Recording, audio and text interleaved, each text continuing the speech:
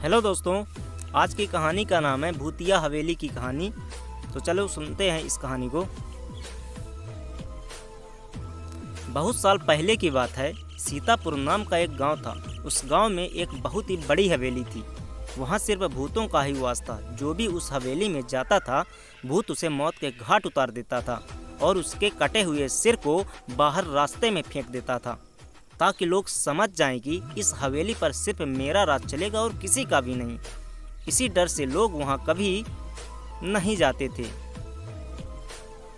और इसीलिए उसे खूनी हवेली भी कहा करते थे। उस हवेली में रहने वाले भूत ने इतना दहशत फैला रखा था कि लोग उस हवेली के आसपास भी नहीं जाना चाहते थे। यहाँ तक कि भेड़ बकरी भी अगर गलती से घास चरते चरते वहाँ पहुँच गए तो वो भी तुरंत अपना दुम दबाकर भाग जाते थे, क्योंकि वह भूत जानवरों को भी नहीं छोड़ता था। एक दिन अमावस की रात थी। आसमान में बहुत बादल घिरे हुए थे और बारिश भी जोरों की हो रही थी। उसी गांव के 3 दोस्त राजू, शिवम और दीपक उसी रास्ते से स्टेशन जा रहे थे। उन्हें शायद उस हवेली और उस रास्ते के बारे में कुछ पता नहीं था। रात के 1:15 का ट्रेन का समय था और ये तीनों करीब 8 बजे के लगभग घर से निकल गए थे। बारिश इतनी ज़्यादा थी कि रास्ते में सामने का कुछ नहीं दिख रहा था। उनकी गाड़ी उस हवेली से होकर गुजर रही थी। सामने पूरा अंधेरा था और आसमान में बिजली जैसे ही चमक रही थी। वह हवेली और भयानक लग रही थी। तीनों की किस्मत इतनी खराब थी कि उनकी गाड़ी उस हवेली के ठीक सामने ही आकर खराब हो गई। ड्राइवर बोला, साहब, लग रहा है कि इंजन में पानी चला गया है। गाड़ी स्टार्ट ही नहीं हो रही है। इसको ठीक करने में शायद 1 घंटा लग जाएगा। तब तक आप लोग इस हवेली में रुक जाइए। जैसे ही गाड़ी ठीक हो जाएगी, मैं आप लोगों को वापस बुला लूँगा। ड्राइवर की बात सुनकर राजू, शिवम और दीपक हवेली के अंदर चले गए। हवेली बहुत ही सुंदर और चमकदार थी। अंदर थोड़ी सी रोशनी थी और ऊपर सीढ़ियों से एक बूढ़ा सा आदमी एक हाथ में लाठी और दूसरे हाथ में लालटेन लेकर नीचे उतर रहा था। राजू ने उससे पूछा, बाबा, क्या हम यहाँ थोड़ी देर रुक सकते हैं? बाहर बहुत तेज बारिश हो रही है और हम इस तेज बारिश के वजह से बीच रास्ते में फंस गए हैं। उसने पहले तो उन तीनों को गौर से देखा और बोला, ठीक है, रुक जाओ। फिर जब वे तीनों हाल में पहुँचे तो उन लोगों ने देखा कि हवेली बहुत ज़्यादा बड़ी थी और उससे कई गुना ज़्यादा खूबसूरत भी थी। वहाँ एक दीवार पर एक आदमी की बहुत बड़ी तस्वीर लगी हुई थी, जिसकी बड़ी सी मूछें, एक हाथ में तलवार और दूसरे हाथ में पहले ज़माने की तरह बंदूक था, एकदम राजा की तरह। और उस तस्वीर को देखने में डर महसूस हो रहा था। ऐसा लग रहा था कि ये कोई मामूली तस्वीर नहीं है। दीपक ने तुरंत उस बाबा से पूछा, क्या आप इतनी बड़ी हवेली में अकेले रहते हो और इस तस्वीर में ये आदमी कौन है?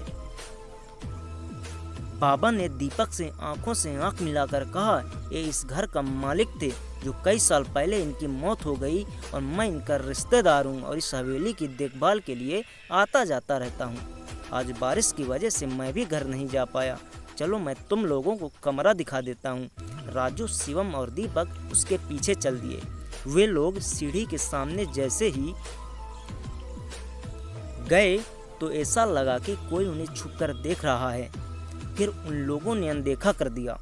कमरे तक जाते जाते अचानक उन लोगों की नज़र वापस राजा की तस्वीर पर पड़ी।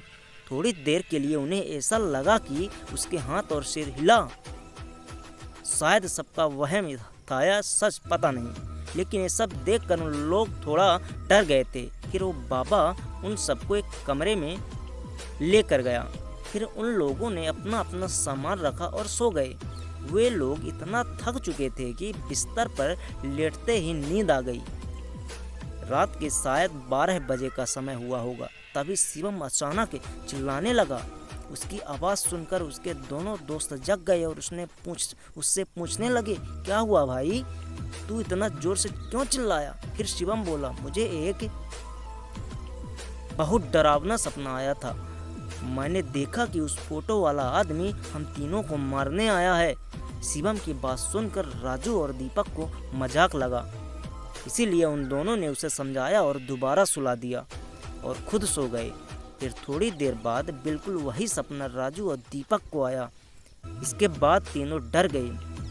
अब लोगों को इतना तो समझ आ गया था कि एक ही सपना हम तीनों को नहीं आ सकता। इस हवेली में कुछ तो गड़बड़ है, शायद ये कहीं भूतिया हवेली तो नहीं है। दीपक ने जल्दी से जाकर दरवाज़ा खोलने की कोशिश किया, लेकिन वो बाबा बाहर से दरवाज़ा बंद करके चला गया था। अब उन लोगों को समझ नहीं आ रहा था कि क्या करें। डर के मारे सबको जोरों से प्यास लग रही थी। साथ में पानी लाए थे, लेकिन एक ही घूंट में सब पानी खत्म हो गया। फिर तीनों खिड़की से आवाज़ लगाने लगे, लेकिन बाहर से कोई जवाब नहीं आ रहा था। दीपक ने अपना मोबाइल उठाकर फ़ोन करना चाहा, लेकिन वहाँ नेटवर्क ही नहीं था। सब कुछ बहुत अजीब हो रहा था। अब उनके साथ आगे क्या होने वाला था ये किसी को नहीं पता था, लेकिन उन्हें समझ आ गया था कि वो बुरी तरह से फंस गए हैं। पूरा एक दिन और एक रात बीतने के बाद उनके कमरे का दरवाज़ा खुला। बाहर पूरा सन्नाटा था और जो बाबा उनको मिला था उसका भी कोई पता नहीं था। जैसे ही दरवाज़ा खुला, तीनों पागलों की तरह दौड़कर कमरे से बाहर निकले और हवेली से बाहर निकलने का रास्ता ढूंढने लगे, लेकिन बाहर जाने का कोई रास्ता नहीं था। फिर सब लोग ऊपर चले गए और वहां से नीचे कूदने का सोचा, लेकिन हवेली इतनी ऊंची थी उन लोगों का हिम्मत ही नहीं हुई। उदास होकर सभी वापस नीचे आ गए। सबको बहुत तेज भूख और प्यास लगी थी। सब जगह देखा, लेकिन उन्हें ना ही कुछ खाने को मिला और ना ही कुछ पीने को। नल तो था, लेकिन उसमें पानी नहीं आ रहा था। सब थक के एक जगह बैठ गए और अब क्या करें, यही सोचकर एक दूसरे से पागलों की तरह बर्ताव करने लगे। थोड़ी ही देर में शाम हो गई। उस हवेली के अंदर एक शैतानी माहौल बनना चालू होने लगा। थोड़ी देर में अंधेरा हो गया और तीनों दोस्त आपस में लड़ने लगे। ऐसे ही उन लोगों की रात बीती जाती है। फिर दूसरे दिन सुबह होती है और फिर से सबको दोबारा से भूख और प्यास लगी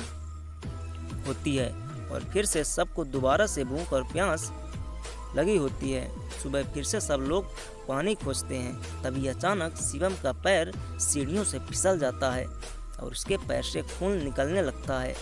खून को देखते ही राजू और दीपक पागलों की तरह खून को पीने लगते हैं। तभी शिवम कहता है, अरे पागल हो क्या? तुम लोग क्या कर रहे हो? जानवर हो क्या? शिवम की बात पे कोई भी ध्यान नहीं देता है और उसके खून को पीते रहते हैं। खून को पीने से उसकी थोड़ी सी प्यास बुझ जाती है, लेकिन अब भूख के मारे उनकी जान निकलने लगी। रात हो गई थी। राजू और दीपक के अंदर शैतान समा गया था। वे दोनों शिवम के ऊपर टूट पड़े और उसे नोचने लगे। खूनी खेल चालू हो गया था। उस हवेली में जो शैतान रह रहा था वो उन दोनों को अपने बस में कर लिया था।